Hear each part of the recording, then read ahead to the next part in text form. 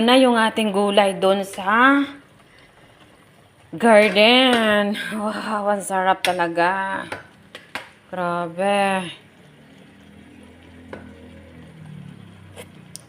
Oh no, ang sarap. 1 hour later. So, for today's video, mag-harvest tayo ng pichay. Ang sarap pakinggan, mag-harvest. Ano, madami. Ayan. So, nakikita nyo, mag-harvest tayo for today's video ng pichay. Ayan. So, ang sarap ano, di ba? Ang sarap mag-harvest ng pichay. Ayan, so gaganyanin, gagamitan natin siya ng ating power. Ano, ganito pag-harvest ng inyong mga pichay pag meron kayong, meron kayong pichay na tinanim. Diba? Ang sarap mag-harvest, diba? So, medyo laki na, oh. Kaya kailangan natin siyang i-harvest. So, parang dinadalaw na sila ng yung mga kumakain. So, kailangan may gagamot tayo dyan. Kaya panunuorin na naman natin sa YouTube kung anong pwedeng igamot sa mga insekto na to. Ano, ayan. Teka. So, hindi mo na kailangan bumili ng pichay. So, alam nyo guys kung bakit mataba to din eh. Kasi nga po, alam nyo yung pinaggamitan nyo ng itlog, yung balat niya. Yun, dito ko nilalagay lagi. Diba? Ayan. So, nakano na tayo. Ayan, samahan nyo ako ngayon mga langga mag-harvest ng pichay. Ayan. Ayan. Tinanggal ko na po lahat kasi sayang. Sipin nyo yan. Oh. Diba nakakarami tayo ng isang paso. So, ang laman ng isang paso ay 2, 4, 6, 8, 10. 10 laman ng paso mga langga. Ayan. Kasi malaki to eh. Malaking paso to eh. Kaya 10 ang laman nun. Ayan. Ganyan dapat guys kasi para dumami pa sila. Ganito yung gagawin nyo. Ganito yung gawin nyo pag mayroon kayong mga tanim ng ganito. Ganito lang dapat. Para naman pakikinabangan nyo pa. Kasi naman bibili pa kayo, 'di ba? Ang dami. Kaya ayan. Grabe. Nakakatuwa, sobra. Kaya tips ko sa mga diyan, sa mga may bakuran, kahit wala kayong bakuran, kung may mga paso kayo, okay, gamitin nyo. Gamitin nyo yung power nyo. Diba? Pakinabangan nyo yung power nyo mga guys. Kasi ako dito, tingnan nyo, sa paso lang ako nagtanim. Ayan. Ang dami kong pwedeng gawin eh. Kasi in time na yon, bumili kasi kami ng ng mga seedlings, mga punla, karami dito sa Batangas, mga punla. Ayan. Sipin nyo, di ka? Ayan. Di ka nakarami na tayo, pero marami pa tayong harvestin, no? Di ba? Pero, kailangan natin manalbos ng kamote. Ano ba yun? Nakita ko din eh. Pero madami pa dito. Yan. Ito. Kailangan natin itong tanggalin para dumami pa sila. Ayun. Ay, nako. Ito oh. Ito, may talbos ng kamote. Daming talbos ng kamote. Come on, kamote. Ang sarap. Ay. Diba? Kasi itong kamote na to, ililipat ko kasi siya sa sa paso or kaya pa ako ng alam niyo kamote na to, ito yung ito yung bumili kasi ako ng kamote noon, talbos ng kamote, okay. Talbos ng kamote bumili ako. Tapos yung pinagamitan ko, hindi ko siya tinapon kundi inanim ko siya. Tag-ulan pa noon eh. Ayan. Sayang kasi ang aking okra ay kakabagan ng kamote. Kaya baka mamaya ay mga uod na yun.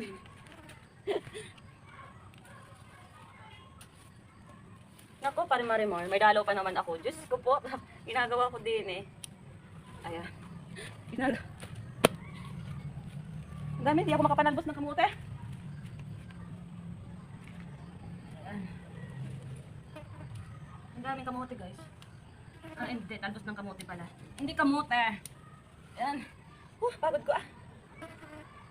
Pagod ka. So, isang puno pa lang to. Isang puno. Dito na naman tayo. Yan, samahan nyo nga ako. Di guys, sabi ko, samahan nyo ako. Samahan nyo ko sa aking journey na mananalbos ng kamote. Ganun yun. Kaya ano pa bang inaantay natin? Samahan niyo ako sa aking journey na mananalbos ng kamote. Kaya kung naka-follow kayo sa vlogger na yon, makaka-relate kayo sa mga sinasabi ko, di ba? Di ba? Makaka-relate kayo sa sinabi ko na samahan niyo ako sa aking journey. Ayan. Alam niyo ba kung gaano ka powerful ang talbos ng kamote? Siguro ang alam niyo lang ay gamot to at gamot daw to sa sa wala ng dugo. Ayan. Pero hindi niyo alam kung anong mga makukuha nyo dito sa talbos ng kamote. Grabe kayo. Search nyo kung ano mga benefits na makukuha nyo dito sa talbos ng kamote. Ayan. Tinapon na ako. Oh my God. So back to tayo. Ayan, magugulay na tayo. Ayan, talbos ng kamote. O diba? Lord, thank you. Thank you sa blessings, Lord. Na nakapanggulay tayo sa ating mga tanim. Yan. Sugulay na naman tayo late. Late. Para alam nyo, ang aking ginugulay. Dito lang naman yan sa mga lata ng sardinas. Yan, kailangan natin yung tanggalin para mas lumaki na lumaki pa sila. Yan. Samahan niyo ako sa aking journey. Diba? Enjoy lang tayo lang. Enjoy lang tayo. Kasi ang blessings, marami ang blessings na darating sa'yo. Kaya samahan niyo ako sa aking journey. Uy, may buhok. Sumama pa ang buhok ko din eh. Diba? Diba mga langga? Oops.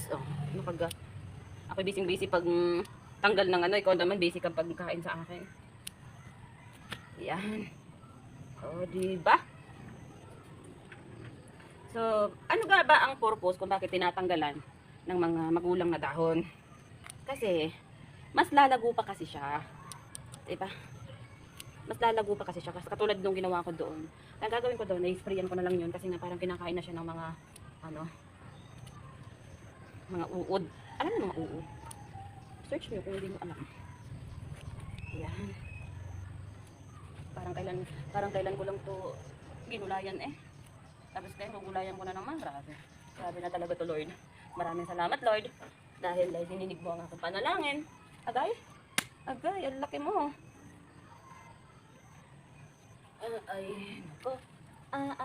Nako. Hindi ko na. Ang dami ko nang nakuha.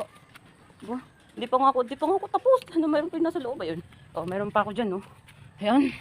Di ba? Kaya mo yan, Jane. Ano ka ba? Kaya mo yan, Jane. Ayun. Yun naman pala eh. Kaya mo pala eh. Ayan. Hindi ko inubos yung seedlings nito. Inati ko lang kasi ang dami, sobrang dami. Siguro nasa 1,000 seedlings yun o 2,000. Kaya konti lang naman yung aking tanim. Ayan. Maraming salamat sa nagbigay ng nito. Ng tips. Oh my goodness. Ang sarap sa tiyan, pinagpapawisan ako. So, ang next natin na gagawin, yung kangkong. So, kailangan kong may tanim yung kangkong, pero binabad ko muna siya sa tubig. Para magkaroon siya ng ugat. Sipin niyo to, oh. Ang dami ng aking nakuhang gulay. Tapos kung bibili ka, ano ba?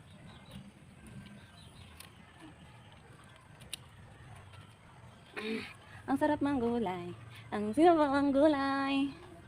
Ang sinabaw ang gulay. Makulay ang buhay. Ayan. Medyo meron pa akong pwedeng tanggalin dito eh. Kasi, kailangan niyong lumago. Mga ilang araw to ngayon. Ano na siya? Pwede na ulit siyang matalbusan. So, kaya natin kung madami na ba ang ating natalbos ngayon. Ayan. Kaya natin. Ayan. Kunin nyo kasi yung mga nakakatandang dahon.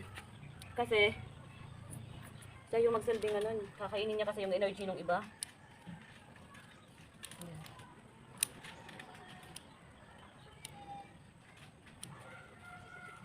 Ayan, kung nakikita nyo. Gaano na po ba to kadami? Ayan. Gaano na po siya kadami? Oh, ba? May talbos pa siya ng kamote. Gaano ba siya kadami? Dito ka lang sa bahay.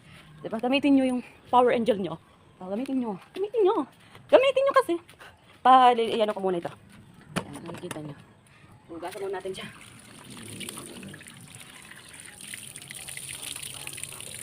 Ayan, hugasan natin. Pero hugasan, kailangan ito maugasan pa ulit. Kasi nga, diba, naulan.